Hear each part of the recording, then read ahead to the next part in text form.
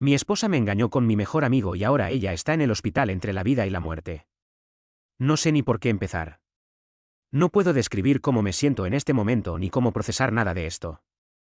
Inicialmente creé esta cuenta para ver si alguien más había pasado por algo remotamente similar y, por desgracia, descubrí que no es tan poco común.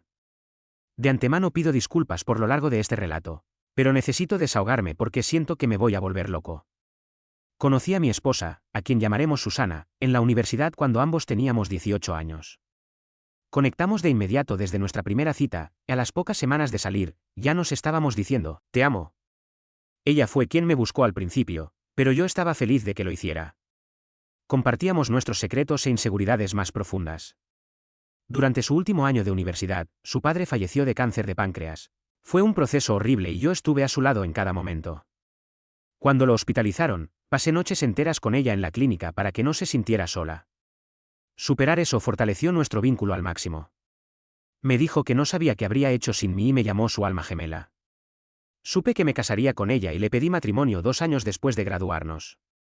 En ese momento, la vida no podía ser mejor, me casé con la mujer de mis sueños. Conseguí un trabajo muy bien pagado saliendo de la carrera y ambas familias nos adoraban. Por otro lado, mi mejor amigo, a quien llamaremos David, y yo teníamos lo que solo puedo describir como un lazo de hermanos inquebrantable, o al menos eso pensaba yo. Nos conocíamos desde tercer año de primaria, él era el hermano que nunca tuve. David también estaba casado y se había mudado lejos con su esposa porque ella consiguió un trabajo muy lucrativo, en un gran bufete de abogados. Sin embargo, hace un año, su esposa murió en un accidente automovilístico y eso lo destrozó por completo. Tras la tragedia, David regresó a nuestra ciudad natal, pero ya no era el mismo. Intenté estar ahí para él, pero no quería convivir con nadie. Como nadie lograba entender el dolor por el que estaba pasando, le pedí a mi esposa, Susana, que hablara con él. Pensé que, como ella también había perdido a un ser querido de forma dolorosa, David podría abrirse mejor con alguien que entendiera su duelo. Sí, ahora sé perfectamente que cometí el peor error de mi vida. Empezamos a visitarlo a diario. Después, Susana comenzó a pasar horas y horas en el departamento de David, incluso cuando yo no estaba presente. Empezaron a irse de excursión juntos, a ver películas a solas en su casa sin invitarme y a salir a comer. Todas las cosas que hace una pareja. Obviamente, esto era muchísima más interacción de la que yo había planeado que tuvieran y comenzó a hacerme sentir muy incómodo. Pero como veía que David estaba mejorando notablemente y saliendo de su depresión, lo dejé pasar. Cabe recalcar que, antes de que todo esto ocurriera, David y Susana ni siquiera se caían bien. Esto se debía a que Susana siempre había pensado que él era un idiota. Antes de casarse, David iba brincando de relación en relación, e incluso después de formalizar con su difunta esposa, le fue infiel constantemente. Como resultado, Susana le tenía un disgusto particular y siempre me cuestionaba cómo podía ser amigo de alguien con una moral tan baja. Ese desdén que ella mostraba hacia David fue, precisamente, lo que me cegó por completo ante lo que se avecinaba. Como mencioné, Susana y David se volvieron inseparables, al grado de que ella empezó a invitarlo a los planes que yo organizaba para nosotros dos como pareja. Además, comenzó a mostrar características de lo que ahora sé que es el clásico comportamiento de un infiel, pegada al teléfono todo el tiempo, cada vez más distante, casi nada de intimidad y regresando a casa sumamente tarde. Llegó un punto en el que todo era demasiado sospechoso. Un día que ella estaba mandando mensajes, le pregunté con quién hablaba, me dijo que era con una de sus amigas y, cuando le pedí ver la conversación, se irritó muchísimo y me llamó posesivo. Cuando hablé con David sobre lo incómodo que me hacía sentir su amistad, él me aseguró que no pasaba nada e incluso me acusó de no confiar en él ni en mi propia esposa. Me estaban haciendo gaslighting. Esto continuó hasta que un día Susana volvió a salir. Dijo que se iría a casa de su hermana por el fin de semana porque necesitaba espacio, argumentando que la estaba volviendo loco con mis acusaciones. Yo seguía desconfiando, así que llamé a su hermana para confirmar si realmente la estaba esperando. Me confirmó que sí, pero que Susana aún no había llegado. Cabe decir que ella se había ido alrededor de las 2 de la tarde y la casa de su hermana queda a unas 4 horas de donde vivimos, ya eran las 10 de la noche. Algo en el fondo de mi cabeza me dijo que fuera a la casa de mi amigo, y así lo hice. Efectivamente, el auto de mi esposa estaba estacionado a unos metros de la casa de David. En ese momento todo quedó claro como el agua, y odio admitirlo, pero lloré con fuerzas. Después de unos minutos, decidí entrar para comprobar si esto era realmente lo que estaba pasando. Entré por la puerta trasera, la cual sabía que estaría abierta. Avancé en silencio y pude escuchar los gemidos de mi esposa. Estaba temblando cuando llegué a la puerta de su habitación. Pude ver a través de la rendija a mi esposa apoyada sobre la mesa de noche. Jamás podré borrar esa imagen de mi cabeza, literalmente estoy llorando mientras escribo esto. Empujé la puerta de par en par y ambos se quedaron congelados mirándome. Requirió cada gramo de mi ser no moler a golpes a David. Simplemente me di la vuelta y caminé hacia mi auto. Podía escuchar el alboroto mientras se vestían y a mi esposa gritándome que me detuviera. ¿Qué podía explicarlo? No quería ni mirarla, no sé de qué habría sido capaz si lo hacía, así que solo arranqué. Lloré durante todo el camino a casa mientras ambos me bombardeaban el teléfono con llamadas. Me fui a quedar con uno de mis amigos de la universidad y he estado ahí la última semana. No puedo ni comer. No puedo dormir y no puedo pensar en nada más. Le informé a mi jefe sobre lo que estaba pasando y tuvieron la amabilidad de darme unos días libres. He estado recibiendo llamadas telefónicas tanto de David como de Susana, así que apagué mi celular para no saber nada de ellos. También me han llamado de ambas familias, a la mía ya le avisé que estoy bien y que regresaré pronto, pero no le he respondido a nadie más desde entonces. Esto duele muchísimo, intento ser fuerte pero mi determinación flaquea. ¿Cómo puede alguien a quien amaste de manera tan desinteresada hacerte esto? No sé qué hacer, cómo lidiar con esto, por favor ayúdenme. Actualización 1, justo cuando pensaba que no podía haber más, tengo una actualización.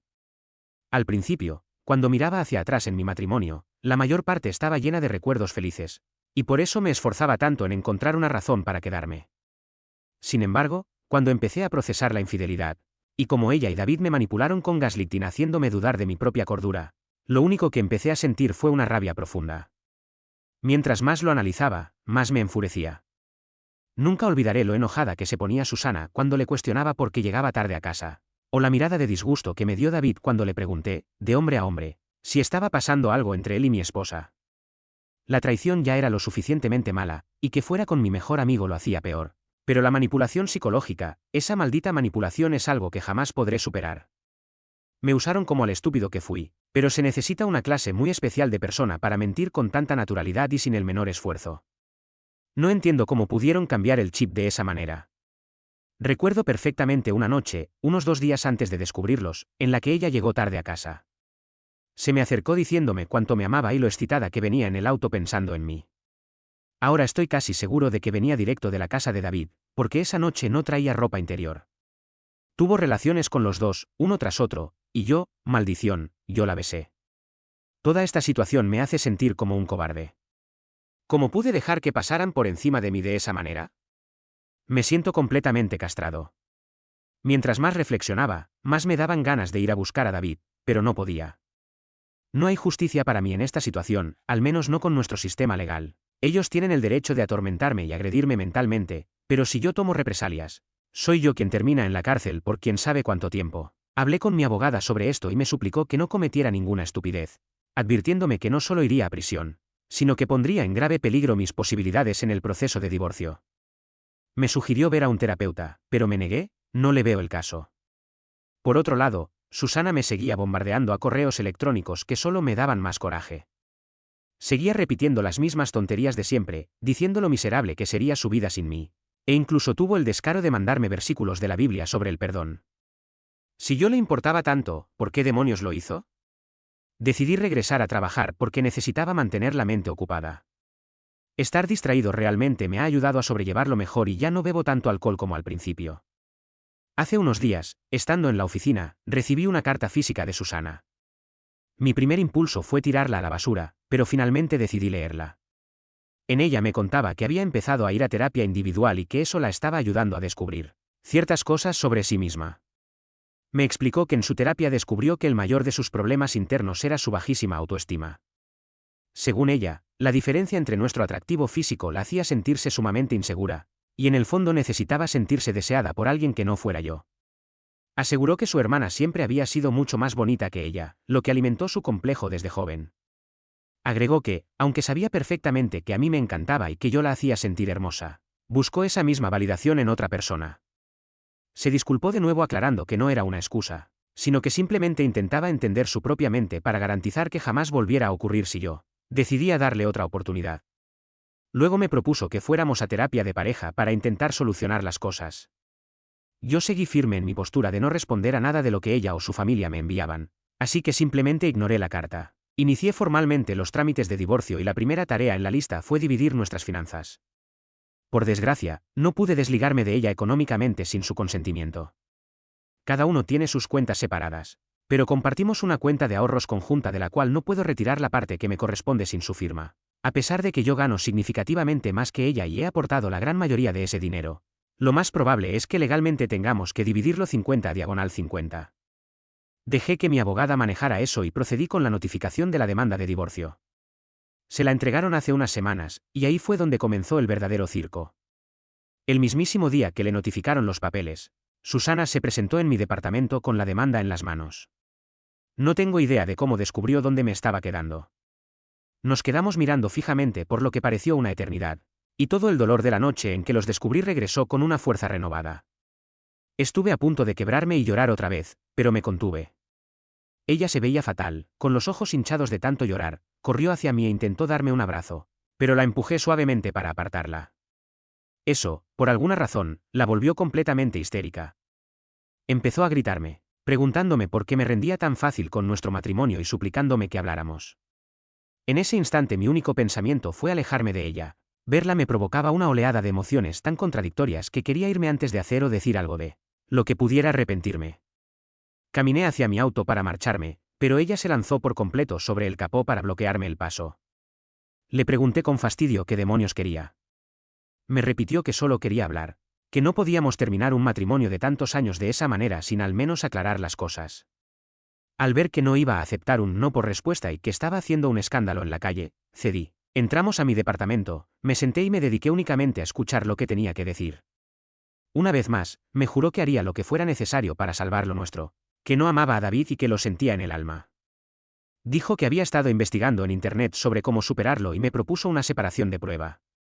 En esta separación, ella me daba el derecho de salir y acostarme con quien yo quisiera, pidiéndome a cambio que congelara el proceso de divorcio y le diera la oportunidad de reconstruir primero nuestra amistad y, eventualmente, nuestra relación como esposos. Me propuso un montón de ideas descabelladas, como un matrimonio abierto de un solo lado, a mi favor, me mostró historias impresas de parejas que sobrevivieron a la infidelidad, e incluso sugirió que nos mudáramos a otro estado o a un lugar completamente diferente, solo nosotros dos. Esa parte me dolió en el alma, porque habíamos estado hablando de mudarnos y empezar nuestra familia no mucho antes de que toda esta porquería ocurriera. Cuando terminó de hablar, nos quedamos sentados en silencio otra vez, mirándonos fijamente. Entonces le pregunté, ¿por qué? ¿Por qué con él? ¿Por qué engañarme con él y luego regresar arrastrándote solo después de que te descubrí? Ella comenzó a sollozar con mucha fuerza ante mis preguntas. Me dijo que se sentía sumamente culpable incluso durante los encuentros, pero que no sabía cómo parar, que estaba tan metida en la aventura que no pensó en las consecuencias ni en todo lo que iba a perder. Añadió que la terapia la hizo darse cuenta de que probablemente me habría engañado en algún momento de todos modos. Si no hubiera sido con David, habría sido con cualquier otro, supuestamente debido a esos mismos complejos internos que ignoraba tener. Le pregunté si amaba a David y me juró que no habían hablado desde el día en que me fui y que ni siquiera sabía dónde estaba él ahora. Aseguró que solo me amaba a mí y que haría lo que fuera para reparar el daño. Le pregunté si me había engañado antes de esto y lo juró por la memoria de su difunto padre. También le cuestioné quién más sabía lo suyo con David. Titubeó y me dijo que solo su hermana, pero que ella se había enterado apenas unos días antes de que yo los descubriera y que le había rogado que terminara con eso y me confesara la verdad. Los usuarios que sugirieron en los comentarios que la hermana sabía, tenían toda la razón. Le pregunté por qué me suplicaba a mí en lugar de irse con David, si solo hacía esto por remordimiento y no porque realmente quisiera estar conmigo. Respondió que lo hacía porque me amaba y sabía que había tomado decisiones horribles. Hablamos por largo rato, hubo mucho llanto de su parte, pero no de la mía. Yo ya había llorado todo lo que tenía que llorar la noche en que los descubrí y no me quedaban más lágrimas para esto. Finalmente, le pregunté si había algo más que me estuviera ocultando, algún otro secreto. Empezó a sollozar de nuevo y me pidió que no me enojara. Me puse muy nervioso. Lloró un momento más hasta que la presioné para que lo soltara de una vez porque me estaba poniendo de los nervios. Y entonces lo soltó. Me dijo que poco después de que me fui descubrió que estaba embarazada, y que se había sometido a un aborto porque no estaba segura de quién era el padre. Dijo que pensó que, si resultaba ser de David, no habría ninguna posibilidad de reconciliación conmigo, por lo que sintió que tenía que hacerlo. No podía creer lo que estaba escuchando. Me quedé en shock mientras ella me rogaba aún más que no permitiera que ese fuera el final de nuestra relación. Simplemente me quedé entumecido. Le pedí que se fuera, pero ella seguía suplicando que nos quedáramos a hablar. Tanta humillación combinada con la noticia que me acababa de dar me pareció enfurecedora. Le pregunté de cuántas semanas estaba cuando se enteró y me dijo que de unas pocas. Entonces caí en cuenta, espera, en un correo me dijiste que solo habías empezado a acostarte con David una semana antes de que los descubriera. ¿Eso fue mentira? Ella asintió. La maldita mujer asintió. Me explicó que solo había dicho eso para no lastimarme con los detalles y para intentar minimizar las cosas, pero confesó que el engaño físico llevaba poco menos de un mes. Intentó consolarme, pero la empujé. Le ordené que se fuera y no volviera jamás. Trató de decir algo más, pero empecé a gritarle con todas mis fuerzas que se largara. Me preguntó si podíamos hablar cuando yo hubiera procesado todo y me negué. Le advertí que había conseguido un trabajo en otro estado y que me mudaría en cuanto el divorcio estuviera en marcha. En nuestro estado hay un periodo de espera obligatorio de 2 meses tras presentar la demanda. Yo ya lo tenía planeado y estaba finalizando los detalles antes de renunciar, de hecho, ya le había dado el aviso a mi jefe. Al escuchar esto, volvió a llorar y a suplicar como antes. Le advertí que se fuera o llamaría a la policía. Salió a regañadientes y yo me desplomé en el suelo, preguntándome en qué me había equivocado y cómo mi matrimonio había llegado a este punto en tan poco tiempo. No lograba entenderlo. Si antes estaba algo seguro del divorcio, después de esa conversación estaba más convencido que nunca. Ignoré cada uno de sus intentos de contacto. Sin embargo, hace unos días, el jueves, recibí una llamada de mi madre diciéndome que Susana estaba en el hospital. Al parecer, fue ingresada de urgencia por una sobredosis de medicamentos. Todo esto se siente como una pesadilla. Todavía no sé cómo procesarlo. ¿Por qué está pasando todo esto? Fui a visitarla al hospital, físicamente parece estar bien, pero la trasladaron al pabellón psiquiátrico bajo vigilancia. Ahí están las cosas ahora. No tengo idea de por qué hizo esto, la vez que la visité estaba dormida. Actualización 2, hola a todos. Han pasado unos días desde mi última publicación y hoy escribo esto con las manos temblando, todavía asimilando el cierre tan oscuro y de pesadilla que tomó esta situación. Si pensaba que las cosas no podían ponerse más trágicas, el destino se encargó de demostrarme lo contrario. El viernes por la mañana recibí una llamada de mi ahora excuñada, la hermana de Susana. Su voz era un mar de lágrimas y apenas podía articular palabra. Me dio la noticia, Susana había fallecido en el hospital. La sobredosis que cometió en su desesperación e inestabilidad mental terminó por apagar su vida. Sin embargo, mientras escuchaba los detalles del informe médico, salió a la luz una verdad médica aún más cruda. La sobredosis no fue lo único que la mató. Resulta que el aborto que se había realizado semanas atrás no fue en un hospital certificado. Por el miedo a que yo me enterara o que la juzgaran, acudió a una clínica clandestina. Ese procedimiento le dejó una infección interna grave y complicaciones severas que ella estuvo ignorando y ocultando por semanas. La mezcla de esa infección avanzada con la enorme cantidad de medicamentos que ingirió creó una falla orgánica, de la que los médicos no pudieron salvarla. Cuando colgué el teléfono, me invadió un frío absoluto. Quizás suene duro, pero en el fondo de mi mente cruzó un pensamiento inevitable, al fin y al cabo, ella misma buscó su destino y se lo merecía. Destruyó nuestro matrimonio, jugó con mi cordura, recurrió a la mentira ilegal y la misma red de engaños que tejió terminó por consumirla. Pero el horror de ese día no terminó ahí. Unas horas después de enterarme de su muerte, recibí un mensaje de texto de un número desconocido. Era David, mi antiguo mejor amigo. El mensaje decía textualmente, sé lo de Susana. Sé que arruiné tu vida. Voy a tu departamento ahora mismo para pedirte disculpas de frente, necesito que me escuches. La rabia me cegó. Le respondí de inmediato, no te atrevas a venir. Si te apareces en mi puerta voy a cometer una locura. Te voy a moler a golpes y no me va a importar terminar en la cárcel. David, mostrando la misma actitud obsesiva e insensata de siempre, me contestó, no me importa lo que me hagas. Necesito hablar contigo y ya voy en camino, estoy manejando hacia allá. Pasaron unos 20 minutos en los que me quedé en la sala, con la adrenalina a tope, esperando el momento en que tocara la puerta para descargar toda mi furia contra él. Pero David nunca llegó. En su lugar, recibí una llamada de la policía local. Debido a que mi número seguía apareciendo en el historial reciente del teléfono de David, querían verificar si sabía hacia dónde se dirigía. El oficial me informó que David había sufrido un accidente automovilístico catastrófico a unas pocas millas de mi departamento. Al parecer, venía a exceso de velocidad en una zona de pendientes y su auto perdió los frenos por completo, estrellándose de frente contra un muro de contención a alta velocidad. David sobrevivió, pero quedó gravemente herido y en un estado espantoso. El impacto fue tan brutal que el metal de la carrocería atrapó sus extremidades superiores y, en el desgarre del choque, perdió ambos brazos, le fueron arrancados en el propio accidente. Actualmente se encuentra internado en estado crítico y, si logra salvarse, pasará el resto de sus días postrado en una cama, completamente mutilado. Al ver que el entorno donde vivía se había convertido en un cementerio de recuerdos y tragedias, decidí acelerar mis planes. No esperé a que se cumpliera el plazo de mi renuncia ni los papeleos tradicionales ya que no tenía caso. Empaqué lo esencial en mi auto y me mudé esa misma noche al otro estado. Cambié de teléfono, cerré mis redes y no le dejé mi nueva dirección a nadie, ni siquiera a mis familiares directos por el momento. No quiero saber nada de nadie, no quiero disculpas, no quiero pésames ni explicaciones. Solo quiero dejar el pasado atrás y desaparecer en el anonimato. ¿Qué opinan de este impactante y trágico desenlace?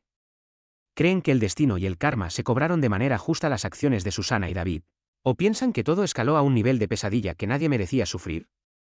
¿Cómo habrían reaccionado ustedes ante el último mensaje de David?